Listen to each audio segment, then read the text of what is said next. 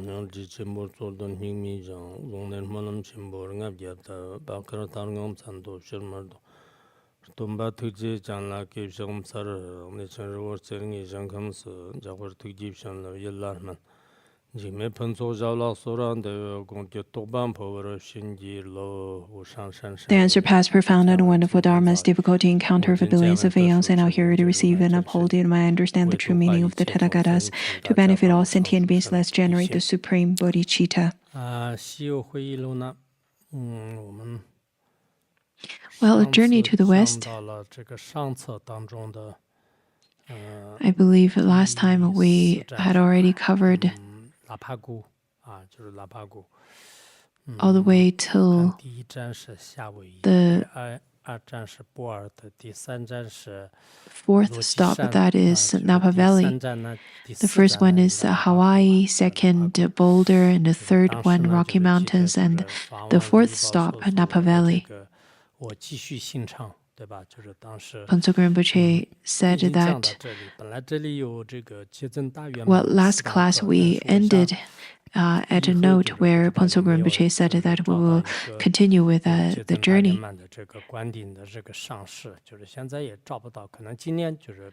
Well,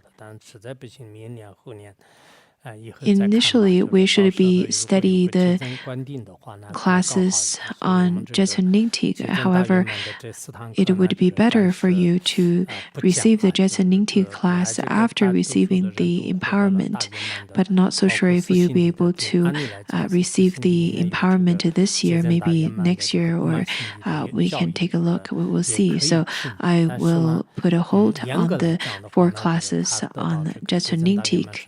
After you receive the Nyingtik empowerment, then you can receive the classes on that. Majority of you have already received the Nyingtik Yapshi empowerment, and initially, since it already includes the Jetsun Nyingtik and Vimam Nyingtik empowerment, you should be able to receive it.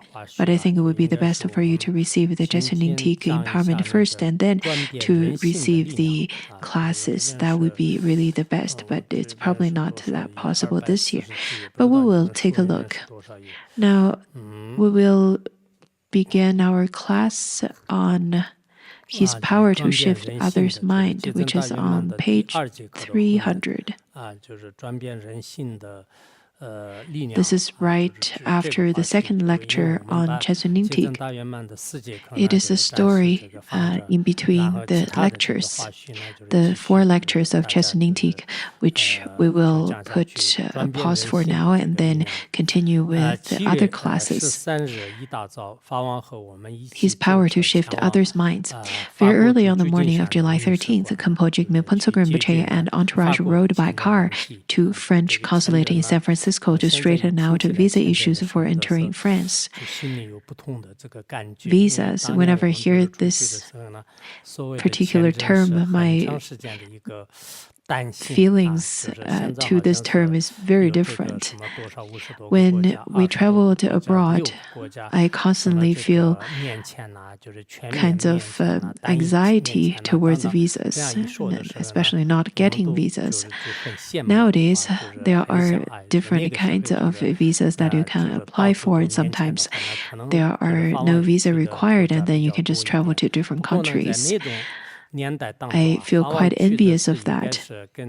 But back then, around that time when we traveled, the situations were quite different. It was very different, for example, when we traveled to India. Not many people, it was in fact very rare for people to directly travel to India back then. And then back in 1993, when we traveled to Canada and United States, it was very rare. Well, especially I think to the Tibetans. It was very rare for Tibetans to directly travel from Tibet to Canada and United States. It took us a long time and went through various kinds of obstacles to get the visas. People nowadays can apply for visa upon landing And I feel very envious of that. Nowadays, it seems that all kinds of procedures are getting much easier than it used to be, but my health is not as good as it used to be. Phuntsog Rinpoche back then used to say that I'm not extremely erudite, however, I do have some experiences traveling around. I traveled to various kinds of countries and I had lots of experiences of different customs and culture of different countries. And Phuntsog Rinpoche used to share all of those stories and his experiences in class. We tried to apply for different visas back then in San Francisco to France. Initially, we had also plans to travel to the Netherlands as well as England. Although the French consulate officials had received our passports, our letters of invitation, and other relevant materials, they still requested that all of us, the 6 of us Tibetans, come in person to apply for the visas. What happened that day was somewhat unbelievable. Well, back then, to apply for visa, you have to be present. It was a requirement. You have to actually be there. Other than the time that in Chengdu, we didn't really, not all of us were present to receive visa, but it was the requirement that all of the applicants had to be at the consulate to receive the visa. Now, what happened that day was somewhat unbelievable. Even after all these years, Kay Henry can still vividly recollect what happened, as she narrates here. Well, Kay Henry at the time worked really hard to get us visas, and she told the story here. She said that I had been working on getting those visas for months, and the consulate seemed determined not to grant them. Sometimes things could happen like such. People with a little bit of power under their karma and under some negative influence, that they would not grant the visa at all. They would not allow you to do what you wished.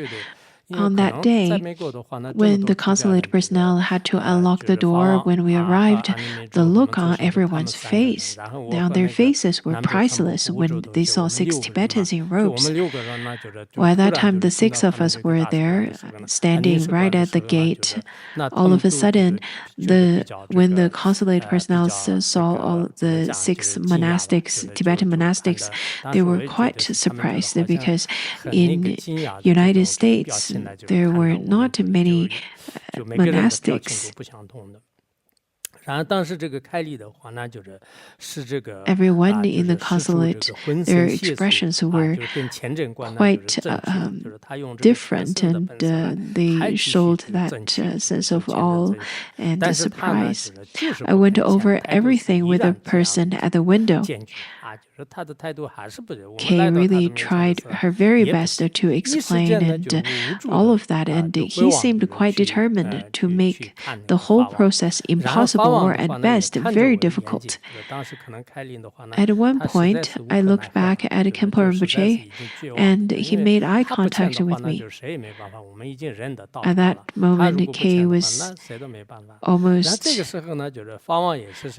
completely feeling hopeless that they're not going to get the visa. And then she turned back and then looked at Phuntsog Rinpoche, and Phuntsog Rinpoche was looking at her at the same time. Probably Phuntsog Rinpoche was silently granting blessings, not so sure what was happening. At the very same time, the difficult Frenchman handling the documents said that everything was in order and he quickly issued the visas. Well, we sometimes experience things like that. An authority or someone in power who, upon receiving the blessings from a great master, right away their attitude and their entire action completely changed. So this difficult Frenchman handling documents right at that moment said that everything was in order, and he quickly just issued the visas. We were quite happy at that moment. In the morning before we departed, I think we practiced the protectors. Upon hearing that it was very difficult to receive the visas, so we engaged in a group practice. Back in 1995, Panzang Rinpoche wanted to visit Thailand, same as all of us, because Thailand being a Buddhist country. So we went to the consulate of Thailand, and in the Thailand consulate in Singapore. And the Thailand consulate over there said that, well, this is rather a special case. You have to travel back to China and then apply for a visa. Also, Panzang Rinpoche wanted to travel to Indonesia as well. That is quite an important. That was quite an important place, also Malaysia, but because of the lack of time, and because of the time constraint, we only went to Malaysia. Anyhow, back in 1993, we finally received the visa to France. And then after the third lecture on Jetsun Nyingtik, the next one, 去动物园，对，去动物园啊，就是7月14日上午， visiting to the Vallejo Zoo. On the 14th, in the morning, Choji visited Marine World in Vallejo, California. Many local Buddhists and Tibetans recommended this place because, unlike normal zoo, where animals were caged, Marine World accommodated and treated all the animals in the park quite humanely. The animals could move around freely in an open space, engaging with their trainers or even visitors. Back then, it was quite a special experience and a very special way of running the zoo. It was a nice day as the sun was shining brightly in a cloudless sky. From his wheelchair, Yijinru used a cute little telescope to look at everything.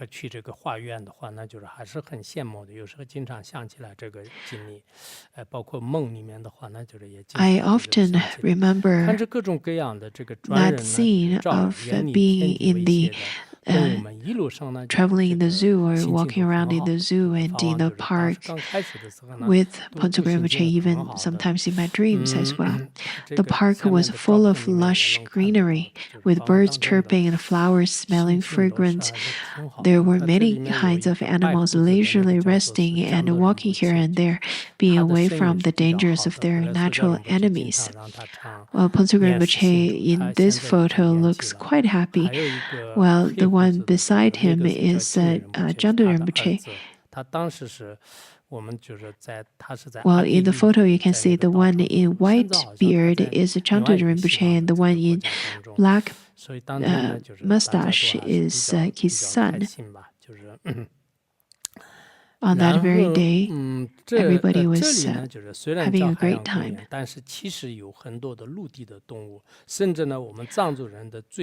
Well, though this place is called a marine world, there were also many land animals. We even saw yaks. That, of course, we were very familiar with. Well, at that time, someone in the entourage said that, oh, look, yaks.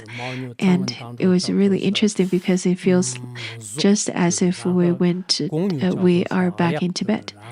In Tibetan, Zuk is a female yak, and yak itself means male yak. Yesterday I saw a bag of yak's milk, but I think it may be a typo. How could yak, that is a male, have milk?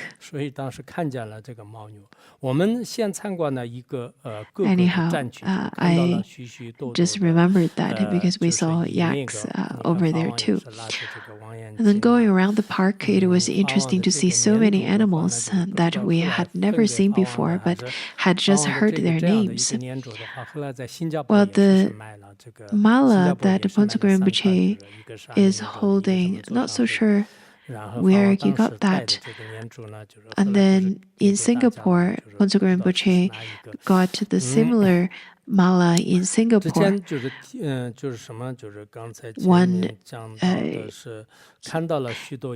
He actually got 3, one for his sister Annie Midran, and then the other one for Lama Muntsok, and one for himself. We also then went to an outdoor theater and saw a fabulous dolphin show. Through a long-term training, the dolphin could perform so many different maneuvers and their performances, and also interact with the trainers, such as having a swimming competition with the trainer or standing on its tail above water, which won frequent cheers from the audience. The dolphin performance, I've also watched a few of them before as well, maybe because the dolphins are really smart. In the beginning, Rinpoche also showed interest in the dolphin performance, but after a short while he started to frown and sigh, feeling kind of sad and saying that these animals are so unfortunate. They're trained again and again to become tools for people's amusement. If people have no idea about a karmic law of cause and effect and strive only for food and drink and all kinds of worldly pleasures, they are no different from the animals. I think you can see from the photos the different experience, the different facial expressions of Phuntsukul Rinpoche, of how his expressions changed during the balance of the tour, particularly when he saw the animals that were locked up in steel cages like prisoners in jail for life. And Choje became even more serious. He didn't talk too much, just kept reciting mantras for those animals, sending them with his blessings. Witnessing this, I truly felt that these animals were really fortunate because they were able to receive blessings directly from Rinpoche in person.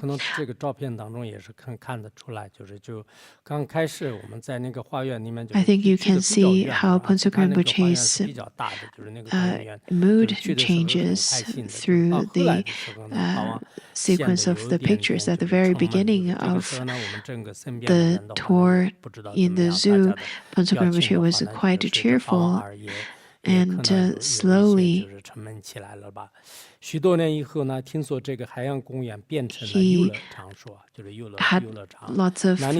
had that expression of sadness, and because of his influence, all of us, our mood changed as well. I've heard just a few years later, Marine World was taken over by the city of Vallejo for having defaulted on its debts. The city officials handed over the operation to a company that switched the park theme to rides and roller coasters. Gradually, there were no more so many animals left, either on land or in water. Maybe that is because of the blessings of Phuntsukul Rinpoche. We shall continue tomorrow.